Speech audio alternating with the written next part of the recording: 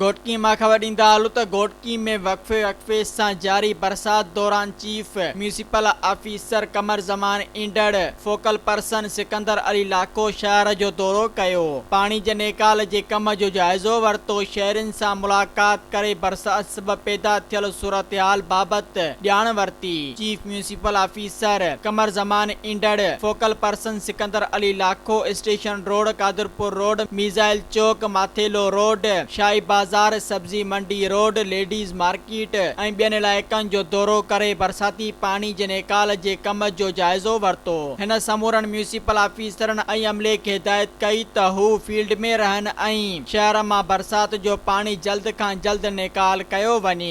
उन मौके ते मीडिया सां ॻाल्हाईंदे चीफ म्यूनिसिपल ऑफिसर कमर ज़मान ईंदड़ फोकल पर्सन सिकंदर अली लाखो चयो त chairman municipal committee Ghotki Jam Asif Razzaq Khan Dharejo जी हिदायतुनि ते बरसाती पाणी जे नेकाल लाइ समूरा वसीला कुतुब आणे रहिया आहियूं।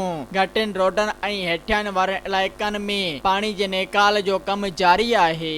सब्सक्राइब कयो अवामी न्यूज़ HD खे ऐं ताज़ा तरीन ख़बरुनि लाइ ॾिसंदा रहो अवामी न्यूज़ HD।